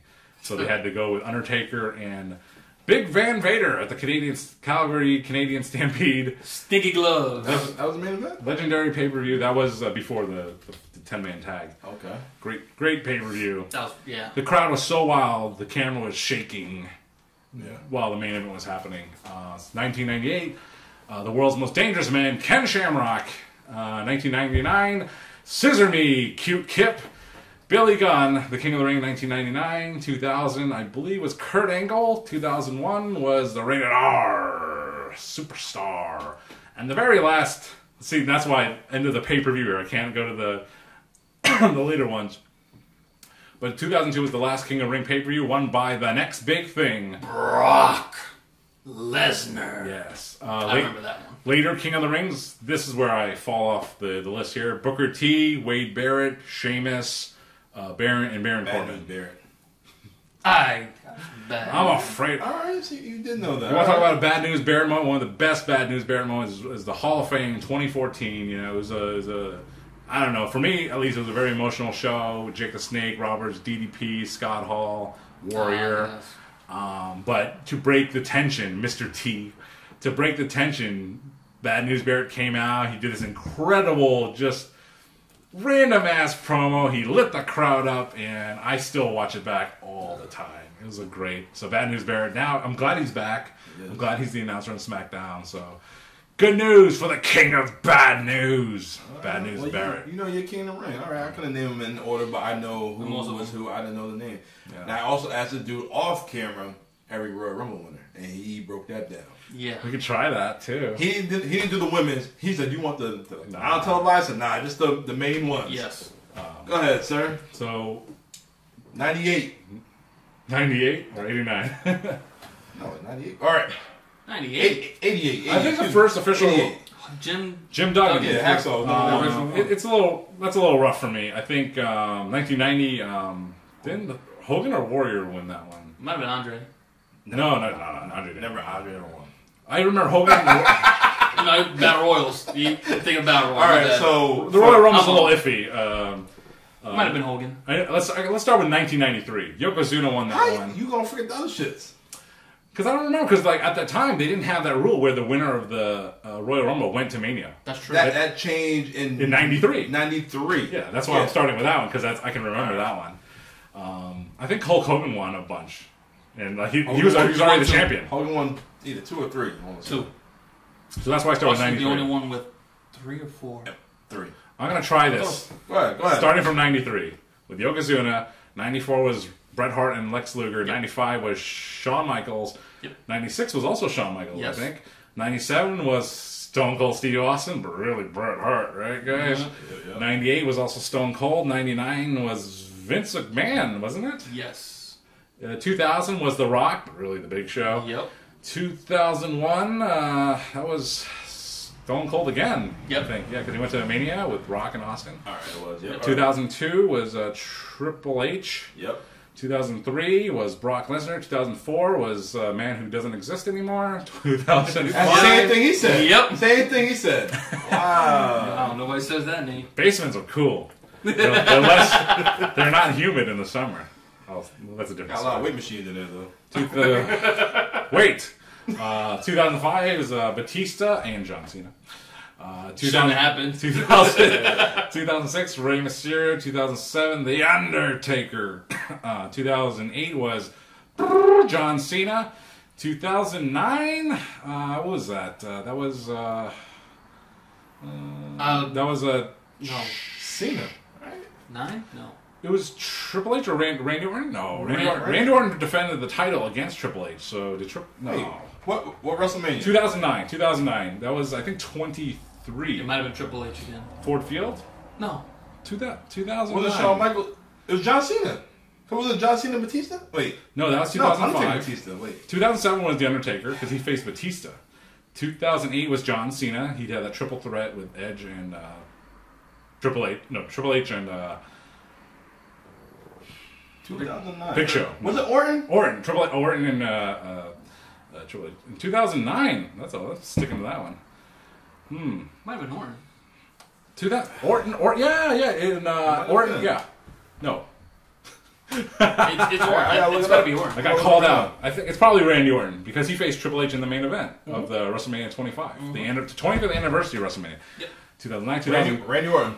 2010 was Edge. 2010 was Edge. 2011 was Alberto Del Rio. 2012 was Sheamus. 13 was John Cena, so he faced The Rock. Yep. 2014 it was Batista. 2015. Should have been Dan Bryan. 2015 is no, it was 2015. Not Brock. Roman. 2015 was Roman. That was in Philly. Roman won because The Rock came out. It was a year too late. 2016 was Triple H. 2017 that was for the title. Yes. 2017 Randy Orton won it. Jesus Christ. 2017, 2018 that was Shinsuke Nakamura. I'm getting assistance. All right. Some stuff. I get them. 2019 was Seth Rollins? No. Because Seth faced Brock, and then the other match. Yeah, I think it was Seth. You got to tell me WrestleMania, I can tell you. O'Brien and Kofi? No. It was Seth. Seth won? Seth won that. All right, Seth won 2019. 2020. They started. 2020 was Drew McIntyre. Yep. 2021 was Edge. Yep. 2022 was last year. What was that? Where was that? Dallas. It was Brock. It was Brock won it. Fucking asshole. Yeah. Alright, see, not bad. It's not bad. Not bad. Hiccup too. That era, like 2009, 2010, that's like a fuzzy area for me. Yeah, that's why I stopped watching. I took a break. Like I think everyone takes that one. Alright, break. so you don't remember, what was it, 89 in them? So, alright, let me see. Hacksaw won the first one. I say Hogan. I think Hogan won 2 of them. I say Hogan, Warrior. I don't think Warrior won one. No. Warrior won one. No, he didn't. He had to have won one. He had to win one. What are you talking about? I feel like he won one. He didn't win no damn Rumble. I'm telling you. He didn't win no damn Rumble. The tail of the tape. Warrior not in it. He don't use tape. Alright, let me see. You owe me a beer. Alright, the winner of the 1989 Royal Rumble was Big John Studd. Okay. Ugh. Wait. Okay. He only had 2 eliminations. That's all you need. You just need to be the last one. No. Oh. For 89. 89, big. Okay. Alright, so. Just go for Royal Rumble winners. Alright. Jesus Christ. And make sure you donate $2 to Wikipedia while you're at it. Exactly. You want the shit accurate? You better pony up the $2. Or just press the little Xbox in the corner. Alright, here we go. You know, back in the day, like, so you're a big wrestling fan, and they're like, ask me anything, and they're like, what color was the Ultimate Warrior's belt? And I'm like, man, don't tell me ask that. me a good question. You know how many colored different belts he had? What year did you become stupid? Wait, hold on. You forgot one. You forgot 2023. Who won that one? Oh, this year? Cody. Okay. Yeah, you forgot that one. Well, you quit asking questions. Yeah, you did. Alright, 88. Hacksaw Jim Duggan. 89. Big John Studd. 90. Hogan. 91. Hogan. Okay. 92. Ric Flair. Oh, yeah. Ric Flair. Okay. 93. Yoko. Oh, okay. 94. Brett and Luger. 95. 96 was Shawn. 97. 98 was Stone Cold. Oh, The Rock. 2000. What did I say? Yeah, did we skip 2000? No. You said 2000, but you didn't say. I didn't say. You said The Rock. You said The Rock. No, yeah, The Rock. Really, the Big Show. You said That's the what I said. All right. Vince 99, The Rock 2000, Stone Cold 2001, Triple H 2002, Brock 2003, The Man with No Name 2004, Batista 05, Yep. Rey Mysterio 06, Yep. Undertaker 7, Yep. Cena 8, Orton 9, Edge 10, Del Rio 11, Sheamus 12, Cena 13, Batista 14, Roman 15, Triple H 16, 17 Orton, Nakamura 18, Seth 19, Drew 20, Edge, Brock, and Cody. You know, for the last 10 years, the weakest name on that is Shinsuke Nakamura. That's sad. It's very sad. He should have been a champion. He should have won the... I mean, I'm glad AJ had a record title reign that year, but, man, Nakamura should have gotten it. They dropped the ball. I'm sorry. Yeah. You had it right there. You had it. You could have really made somebody. Even though he's still over, you could have made somebody. Yow. Well, speaking of making somebody, my man Braun Breaker NXT called out Seth frickin' Rollins for a World Heavyweight title shot. Come on down, NXT. That'll definitely build up that brand. We have previous champions go down there a few times. They'll have 700,001 viewers. I'll watch. You're the one in 700,001. Hey, would you watch if Seth went down there and fight Braun Breaker? Yeah, if they advertise it like, oh, this is coming Tuesday on NXT, I'd watch it, sure. I won't. Yeah. But Twisted Tea. will it happen? Who knows? I don't know. You call them out, why not? Yeah, why not? Might as well. Why do another? If they do a pay-per-view one-off, let it happen. In Detroit. SummerSlam. We going, fellas? We doing. It's gonna be tough. Let's make it happen. One of y'all's penciled in. I'm penciled in. I got the flight. One's in ink. One's penciled in. I'm waiting for y'all so we can get these tickets. It's gonna be tough. Make it happen. In the D. I mean, what else are you gonna do there? Go see the Tampa Bay Rays and Detroit Tigers. How about them Lions? That's it. Out of season. Alright, so we also Abel and I went to a Northeast Wrestling show. Yes. The main event for that show was El Hijo. Commander and El Hijo Vikingo. El Hijo de Vikingo. Yes. And I almost left with the title. Abel, I got him on camera. Yeah. Abel paid $40 to go meet this man, took a picture with the man. And this son of a bitch, put the title on the same story that you know he always does. He's a habitual photo stealer. Who you calling bitch? No, this time he actually didn't try it. He was given it. He was like, yo, hey, you don't want a picture too? I'm like, are you fucking serious? Yeah, I recorded the video. Should gave Don $20 for that shit. Next thing you know, he gave me the pound. I went like that. He was like, you want a picture? Amigo. Alright. The man put a belt on my shoulder. Was there anyone behind? Was there a No, line? I was the last guy. That's why. He's No, like, there's people behind me. One. Alright. The dude, One or two, maybe? there's a few people behind me. Yeah. Alright. Barely. Yeah. Still. How much did you tower over him? Man, I thought I was about to, Thought you were at Little League again? Oh, jeez. Wiffle ball, what is it? T-ball? T-ball? Yeah, man. Hey, kids. Hey, we can go. Shoot. He spotted me when we sit in the second row. He spotted me. He was like, I said, yo, go ahead, man. I don't roll that way. Shoot. He didn't book a hotel room. He was looking for someone to hook him up with a hotel tonight. He's like, where can I find some tacos? I'm like, man, I'm from Woodbury. So, not at this time of day. Not at this time of day. Yeah, for real. Oh, man, they have terrible food out there, man. That shit was so terrible, man. Yeah. Terrible. Wasted Crappy ass nachos, microwave nacho cheese. No, we had chicken tenders and french fries. That shit was salty and burnt. Big time. The fries was soggy. Had some beef empanadas. That shit looked like mystery meat. Well, that's what you're going to get when the local Boy Scout League cooks the food for you. In their, I was surprised, too. I was like, It was terrible. I mean, $4 for a soda, $4 for a water. might as well just get the soda. For real. that was my old logic. Open up the damn soda, the shit exploded. Yo. Everybody. Not just mine, his too. So I'm like, this shit. And it's not like we shook it up. We're just like, really? This shit was just sitting down and we were trying to eat our food next to them. Sad. When concessions are sad, it's very sad. It's sad. But we got an interview with the local Hardcore legend of New Northeast Wrestling and a Connecticut native, Ron Zombie. We had an interview with him, our first interview. He talked about how he got into the business, how he was trained by Killer Kowalski in 1996, 5, 6, something like that. 5, I want to say. Yeah, something like that. He said he was in the same class with Joni, China, Yes. and who was it, Draws? Yeah, Dross. Yeah, Draws. So I was just gonna joke around. He's got it. And I was like, let me not. Let's keep it serious. Yeah, we got our first interview. It was pretty dope, and yeah, he was a Terry Funk guy. He said he wanted to be like Ric Flair, but he said he wasn't cute enough, so he portrayed to be like Mick Foley. So which I understand. I get it. He talked about how if anything he could take back, it would be them gruesome chair shots from Balls Mahoney. Oof. ECW legend. So, yeah. Chair swinging freak. So, we have that interview. We'll be posting that on IG, Facebook, and on the podcast as well. So, you guys check that out. So stay tuned for the Ron Zombie Yes. Ron Zombie interview featuring Abel and Dom. This man been in business for over 20 years. That's right. He lost to Big Bacon Brad Hollister.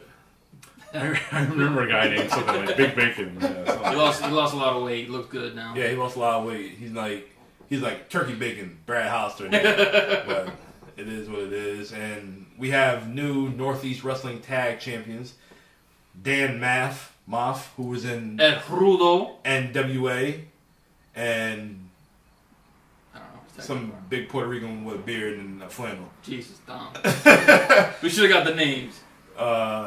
They beat Matt Taven and the King, Brian Anthony. Yeah. Great. Matt Taven's the heavyweight champ. Yeah. Cool. Your favorite guy. You like Matt Taven, right? Your favorite. I love Matt Taven. The Trend. The Trans, yeah. My cousins, the Trans. Here we go. Thy kingdom come. As you said to Maria. I met Maria Canals for free. Randy got a picture with I think Mike Canales and Maria Mike Bennett. Whoops. And Maria, and actually Mike took the picture with Maria, and I snuck in there and I got one with Maria myself. My man. There you go. I did the Dom. I snuck in there. I didn't sneak in. With Cody Rhodes, you did. No. Wow. I said, yo, Cody, let's take a pic. Yeah. I'm not supposed to do this. But I will anyway. Yeah. Exactly.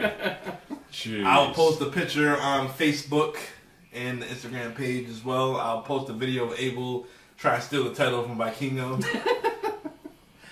The next, I'll be on AEW. Just hold it. Just taking the belt. That's it. I thought about it, but I was like, nah. Abel's the new mega champion. You imagine? I'm the tallest one down there.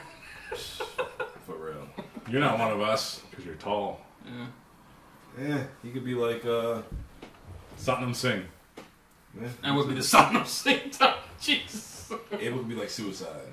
Oh, hell no. TJ Perkins. And Kazarian. Where's he at now? TJP? He's in New Japan Strong. Yeah. He's doing well. He's doing well. He's the cruiser great. Well, he just came out of nowhere with a bunch of sleeve of tattoos. And it's like, Yeah. what the fuck? Yeah. They didn't want him to have it in WWE, and then after that, man just went crazy. I have a rare TJP t-shirt that I bought from FYE. The Phil Am Flash. That's who he is. Oh, we met some guy out there. He's saying he was his best friend, AR Fox. He said, we got the same tattoo. I'm like, I think myself, anybody can have that damn tattoo. I can do that shit right now. A little Playboy bunny. But he said, yeah, he used to backyard wrestle and shit like that. Everything he did, AR Fox wanted to do. Well, obviously not. AR Fox made it, and you did it. You fucking bum. AR Fox is all elite. Oh, boy. It hasn't been seen in months. Yeah. Oh, well, that's not true. They had a 6-man championship match with the House of Black not too long ago. Oh, yeah, I meant to mention this during the AEW. Since we got all these trios, we got Chaos, you got BCC, and you got, who else did I say earlier? Oh, FTR and CM Punk. There you go. We got more contenders against House of Black now. That is likely because, Malachi Black is a CM Punk guy. Yes, so he is. they're okay to be on Collision. They are on the poster after all. That's true. And I think that'd be one hell of a match. And the Exactly. loser isn't allowed to get a tattoo for a year. Or the loser has to drink a beer. Oh, boy. And the winner gets Thea Trinidad. I mean, Zelina Vega. Or AJ Brooks. I would like to see her come back. AJ Brooks versus Zelina Vega. Oh, she's gonna kill her. Short age versus short A. So, just light it up. Well, speaking of light it up, it's about that time. You want to light it up, John? You want to do Pass the Dutchie from the left one. What's that? You want to pass it up? You want to roll it up? Smooth it up? Chop it up? What are we doing? Edit it up? You know what we're about to do? What is that, Dom? We're shutting down the shop. That's what we're about to do. All right, folks, that has been week 18 of the Doesn't Matter Podcast. Thanks for tuning in, and thanks for watching. And remember to like, subscribe, and comment on YouTube, Instagram, Facebook. Spotify, Facebook, Apple Podcasts when it works. But again, you have any questions, send to us like Randy does every week. Yeah. We got you. You got anything wrestling related you want to talk about, we'll answer. Yeah. That's right. We're going to do it. So thank you all once again. It Doesn't Matter, Week 18. We'll see you guys next week. Bye. What's going on, guys? It's Dom. I'm here with Abel and Northeast Wrestling legend Ron Zombie. We're here at the Northeast Wrestling Show in Waterbury. My man had a match against Big Bacon Brad Hollister. So I still got Bacon's fingerprints on my eyeballs. Ron, it's a pleasure to be spending some time with you. Thank you for having me. Shake your hand right quick. Oh, you in the camera? All right. Thank you for having me. No problem. We seen you got in the game, what, 1995? By 97. I was trained by Killer Kowalski in Boston, Massachusetts. Okay. How was that? First day I walk in, I see these two guys about 260, 275 pounds doing moonsaults off the second rope. I said, what am I getting myself into? Then a week later, I see them on ECW as the Eliminators. I said, at least I don't got to deal with them. They're on TV now. Yeah. And then it was, driving from New Haven, Connecticut every day to Boston, Massachusetts, 2 to 3 times a week. I was there when China was there. I was there when Prince Albert was there. So it was I'm glad I went through the training I went through. It's pure dedication right there. Yeah, there's a lot of people who trained by people that didn't do anything in the business. I was trained by a legend that produced legends. So you've been in the game for over 20 years now. Yep, and I feel every bit of it. Yeah? Oh, you talking about hang up the boot soon? You think about it? No. Until you see me pushing around in a wheelchair, I'm going to keep going. Oh, man. Terry Funk went till he was in his 70s. I'm going to try to beat Terry Funk. Oh, there you go. You can do it, and man. Terry's an idol of mine, so.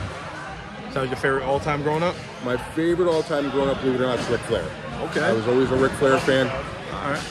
Cactus Jack, Mick Foley. Cactus Jack was obviously an influence. Yeah, I seen the picture on your Facebook. You and Mick Foley. Major influence on me. Bruiser Brody was another one. Terry Funk, but Flair. I grew up during the time of Hulk Hogan, WWE, Ric Flair, and WCW. One guy said, "Say your prayers, eat your vitamins." One guy had a Rolex and a bunch of girls on his arms. I want to be like that guy. Yeah, gotta go. Didn't have the Ric Flair looks, but hey, that's the guy I wanted to be like. But then Mick Foley came along, and I said, I could be like him. I could throw myself off stuff. So you like taking chair shots and barbed wire and all that If I knew now what I used to do, I probably wouldn't take as many chair shots, to be honest with you. It was like a badge of honor. I tagged and I feuded with Balls Mahoney quite a bit. Really? Chair swinging freak. And let me tell you, those chair shots are amongst the worst chair shots you could ever take. And he was, God bless Balls, I love him like a brother, but whenever he got that chair in his hand, I just cringed. But if I, like I said, if I knew now, we didn't know. Yeah. We took a lot of unnecessary risks back in the day that, thankfully, a lot of the guys are smarter now and they don't. Yeah. Well, respect you, respect Balls, respect the business, man. If we got anything you want to ask my man right here? Well, I think you asked the question about influence. Do you really think that pandemic actually helped us appreciate the wrestling more than we ever did? We were so far away from you guys. It was such a weird time. I've never seen anything like that. Nobody's ever seen anything like that. And to try to stay relevant during that time was hard. Tensions were at all-time highs. Nobody knew what was going on. It was a scary time. It was. But I think wrestling gave people something to look forward to. Yeah.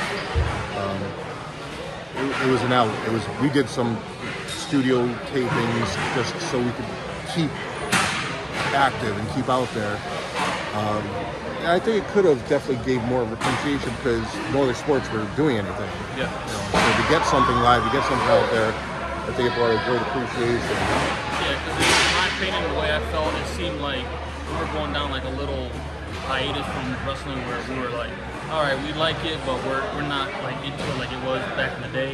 And then because we were so far away from you guys for so long, now it's like, all right, we want you back. This is what kept us going.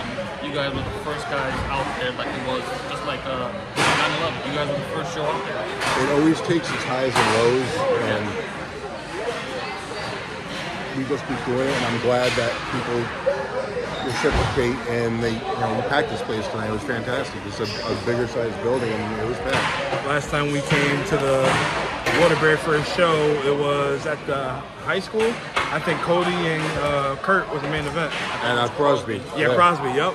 Yeah, but I'm glad Northeast Wrestling is still going at it, one of the best. And I don't want to say, because I work for Northeast Wrestling, I've worked for multiple companies throughout my career, and nobody doesn't like Northeast Wrestling. So what's your next stop? Whatever the boss man tells me. When I get the call, I'm there. I just can't say no. I hear that. Well, it's a Friday night. We want to hold you, but thank you for... I think there's a beer somewhere with my name on it. Yeah, we got you. Until then, guys, I am Dom. I'm here with Abel and the hardcore legend of Northeast Wrestling, Ron Zombie. Thank you very much for having me. Thank you. Appreciate you, bro.